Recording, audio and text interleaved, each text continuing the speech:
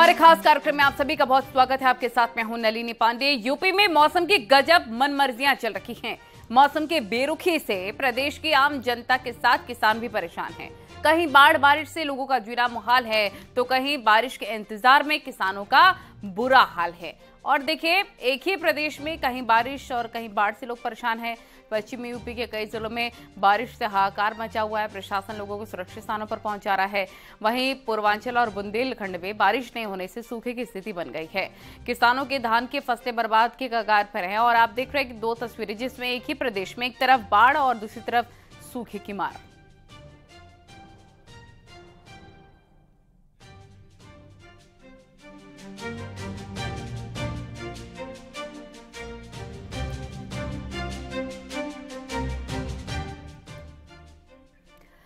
तो यूपी की दो तस्वीरें देखने के बाद अब आपको दिखाते हैं बाढ़ और बारिश ने कहां पर लोगों को परेशान कर रखा है। तस्वीरों को देखकर आप भी कहेंगे कि यही है मौसम की बाढ़ बारिश वाली मार।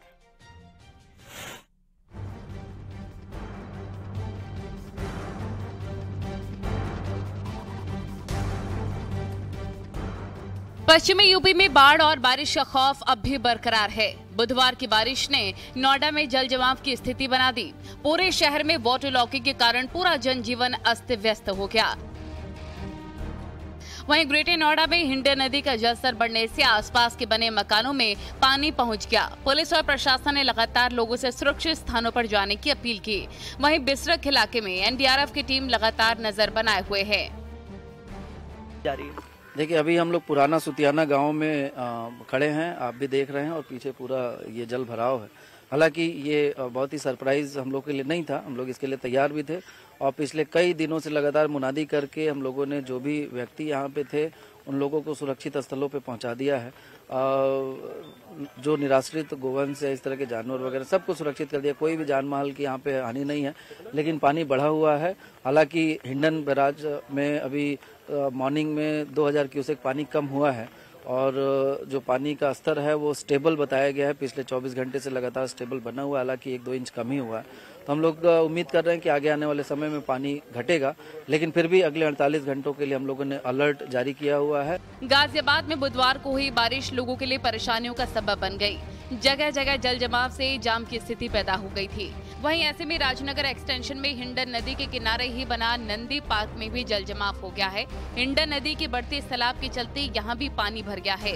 राजनगर एक्सटेंशन से दिल्ली की तरफ जाने वाला एलिवेटेड रोड पुलिस ने एहतियात के तौर पर बंद कर दिया है। वजह है एलिवेटेड रोड पर पानी का भर जाना। यही नहीं, इंदिरापुरम में भी भारी बारिश के कारण एक मकान में दरारें भी आ गई हैं। वहीं अलीगढ़ की बात करें तो 1 घंटे की बारिश ने शहर के ड्रेनेज सिस्टम की पोल खोलकर रख दी है। तस्वीरें बुधवार की हैं, जहां मूसलाधार बारिश के कारण इलाकों में पानी भर गया और लोगों के लिए मुसीबत खड़ी हो गई। मात्र 1 घंटे की बारिश ने नगर निगम के दावों की पूरी तरीके से पोल खोलकर रख दी है। मैं इस वक्त अलीगढ़ के सबसे पॉश एरिया में मैरिज रोड पर खड़ा हूँ। यहाँ सांसद सतीश गौतम का आवास और कैंप कार्यालय है। आपको रोड दिखाना चाहूंगा। ये रास्ता सांसद सतीश गौतम के कैंप कार्यालय और आवास के लिए जाता है। यहाँ पर कुछ समय पहले मोटरसाइकिल और स्कूटर तैरते हुए नजर आ रहे थे। और वहीं आपको दूसरा दृश्य दिखाना चाहूंगा।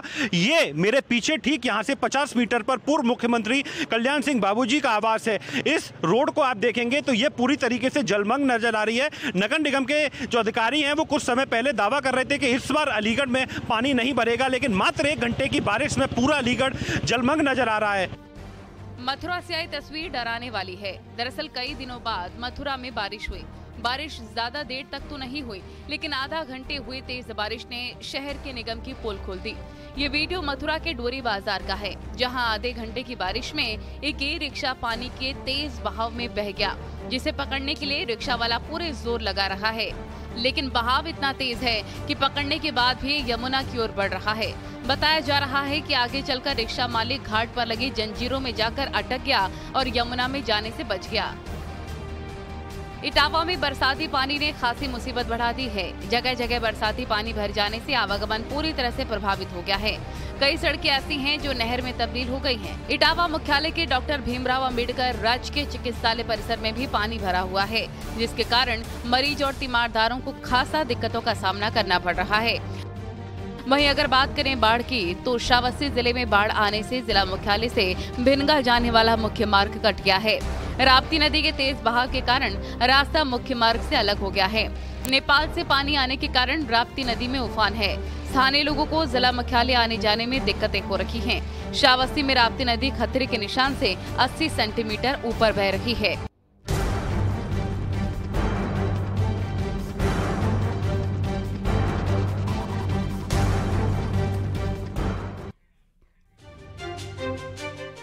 और वहीं उत्तराखंड की बात करें तो प्रदेश में भले ही इस बार जमकर बारिश हो रही हो, लेकिन 4 जिले ऐसे भी हैं जहां बारिश सामान्य से भी 20% कम रिकॉर्ड में है। मौसम वैज्ञानिक इन जिलों में हुई कम बारिश को प्रदेश के लिए सही नहीं मान रहे।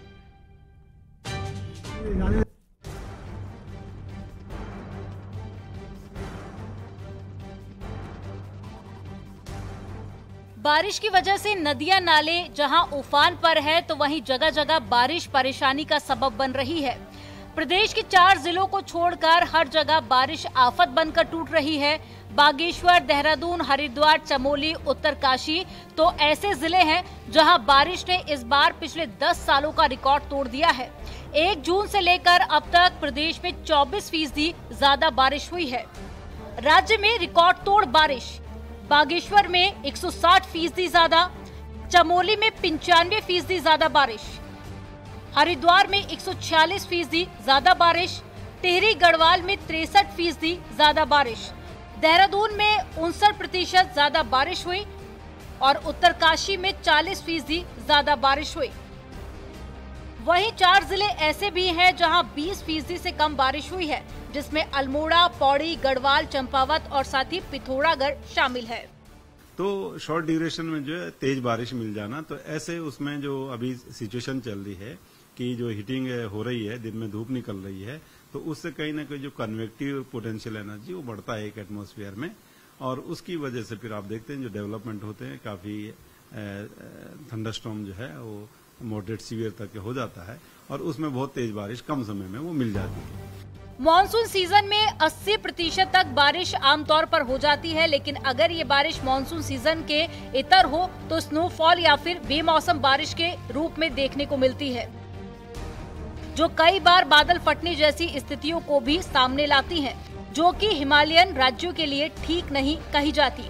न्यूज़ 18 के लिए देहरादून से भारती सकलानी की रिपोर्ट।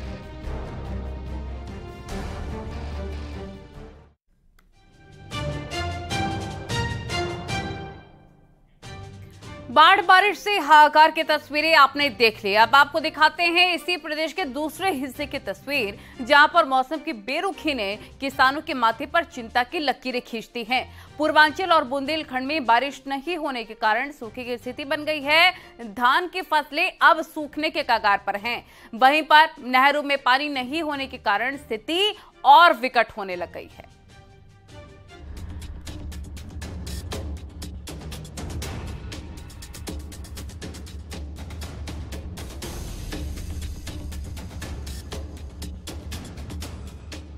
उत्तर प्रदेश के कई जिले इस समय बाढ़ की चपेट में हैं, तो वहीं देवरिया जिले में किसान पानी की एक बूंद के लिए तरस रहे हैं। धान की फसल अब चौपट होने की कगार पर पहुंच चुकी है। देवरिया जिले में करीब 4 लाख किसान 13,50,000 हेक्टेयर से अधिक जमीन पर धान की रोपाई करते हैं, लेकिन पानी के अभाव में धान की फसल अब मिट्टी में ही मिलती जा रही है। हम लोग यही प्रार्थना करते हैं जो कि बारिश हो जाए, जो कि हम लोग का फसल हो जाए। फसल नहीं होगा तो जो कि हम लोग खाएंगे नहीं। नहर है तो जो कि उसमें पानी नहीं आता है, जो कि हम लोग पंप सेट लगा के जो कि पानी चलाते हैं। तो सूखा पड़ गया है और पानी नहीं मिलता है, तो सूख जाए, वो सूखेगा, हम लोगों को नुकसान हो रहा है। क्या दिक्कत हो रही है? और दिक्कत यही हो रही है कि अगर जो फसल नहीं होगी तो हम लोगों को भोजन नहीं मिलेगा। नहर में पानी, हम जो नहर खना गया है उसमें पानी नहीं आता है। किसानों का कहना है कि काफी पूंजी लगाकर धान की बुवाई की गई, लेकिन पानी के अभाव में धरती फट गई है और धान की फसल अब सूखने की कगार पर है, जिसके लिए वो अपने संसाधन से धान की फसल को तैयार करने में जुगत लगा रहे हैं, लेकिन वो नाकाफी है। देवरिया जिले में बड़े पैमाने पे धान की फसल की जाती है, लेकिन पानी न बरसने की वजह से अब धान की फसल चौपट नजर आ रही है। आप इन तस्वीरों में देख सकते हैं कि धरती का सीना किस तरह से फट गया है और पानी न बरसने की वजह से जो है धान की फसल अब सूखने के कगार पे है। वहीं किसानों का कहना है कि नहरों में पानी भी नहीं आ रहा है, जिससे वो सीमित संसाधन से अपने खेतों की सिंचाई कर रहे हैं। सरकारी विभाग के अधिकारी भी मान रहे हैं कि पूर्वांचल में इस बार बारिश कम हुई। अब तक 308 मिलीमीटर से अधिक बारिश हो जानी चाहिए थी, लेकिन अभी तक मात्र 120 मिलीमीटर ही बारिश हुई है, जिससे सूखे के आसार नजर आ रहे हैं। जनपद देवरिया में 1,35,000 हेक्टेयर पर धान की खेती हो रही है। अपनी बार आच्छादन लगभग पूरा हो गया है। जो पहले बारिश हुई थी उसमें किसान भाई अपना रोपाई का कार्य पूर्ण कर चुके हैं। बारिश थोड़ा सा देवरिया में कम हुई है। अगर जो अगले सप्ताह 10 दिन में यदि बारिश नहीं होती है तो धान की फसल प्रभावित होने की संभावना बनी रहेगी। इंद्र देवता की नाराजगी का असर गोरखपुर में भी दिखाई दे रहा है। धान की फसल सूखने लगी है, जिससे किसान बेहद परेशान हैं। किसानों का कहना है कि बारिश नहीं होने के कारण अभी डीजल पंपिंग सेट चलाकर पानी खेतों में भरा जा रहा है। परिस्थिति ऐसी ही रही तो धान की फसल बर्बाद हो जाएगी। धान की फसल को इस तरह से बर्बाद होता देख किसानों की आंखों में आंसू है। फसल की बहुत बुरी हालत है। हम लोग गरीब आदमी हैं, पानी भी नहीं चला सकते हैं। कहाँ से पानी चलाएंगे? पानी में लेबुल भाग गए नीचे। डीजल इतना महंगा है और कमाई भी दिख ही रहे हैं। खेत में भर्ती लगल बा, हो ही नहीं तो हम खाई जाए, का दिए जाए नहीं चल पाए। मने कल फलाता ना मरत खेत फट गई से दरारा कुछ हो ना पाए, कुछ ना हुई। जनता रोता कहीं से। बुंदेलखंड के चित्रकूट जिले में बारिश नहीं होने के कारण सूखे के आसार दिखाई देने लगे हैं। जुलाई का महीना बीतने को है, लेकिन अभी तक खेत सूखे पड़े हैं, जिसकी वजह से किसानों के माथे पर चिंता की लकीरें दिखाई देने लगी। बुंदेलखंड के चित्रकूट जनपद में बारिश न होने की वजह से अब सूखे के आसार दिखने लगे हैं। जुलाई के महीने में बारिश न होने की वजह से किसानों के माथे पर चिंता की लकीरें दिखने लगी हैं। वहीं किसानों का कहना है कि जून जुलाई के महीने में अक्सर ही पर्याप्त बारिश हो जाती थी, लेकिन इस बार बारिश न होने की वजह से उनके खेत सूखे पड़े हैं। किसी तरह पैसों में खरीदकर पानी अपने खेतों में चला ले रहे हैं। बावजूद इसके अगर बारिश नहीं हुई तो उनकी खेती में लगाई गई लागत और उनकी मेहनत सब बर्बाद हो जाएगी। मौसम को देखकर ऐसा लग रहा है जैसे इस बार सूखा पड़ने वाला है। अगर अगस्त के महीने में भी बारिश नहीं हुई तो उनके खाने के लाले भी पड़ जाएंगे। का कुछ खाने पीने का लगा ले तो वहाँ पानी नहीं मिलता है, वहाँ लगाई थी वहाँ सुखा जाता है और लड़ाई कर पानी ले थी। किसानों की भारी आफत है, पानी मिल नहीं रहा। जो ब्याड़ है, कुछ भी अन्य फसल है, कोई फसल नहीं तैयार हो रही। अब इसमें पानी लगा है, 10 घंटा लगेगा, 500 का हो रहा। किसान क्या करे? या तो जियाए या तो इसको सुखाए, दोहाए। अपना तो पेट किसी तरह चलेगा, जानवर का कैसे चलेगा? अगर नहीं किसान करेगा तो जानवर कहाँ से पालेंगे? और जो धान लगा है वो भी सूखा है। बारिश नहीं हुई तो बिना बारिश में का खाएंगे? न दाना न पानी होई तो क्या खाएंगे? क्या अब पानी लगा धान कैसे लगा रहे हैं तो वो हम सुखा जाये। तो जब पानी नहीं बरसे तो हमें मेहनत तो करी थे। और यहाँ वक्त हो गया एक छोटे से ब्रेक का।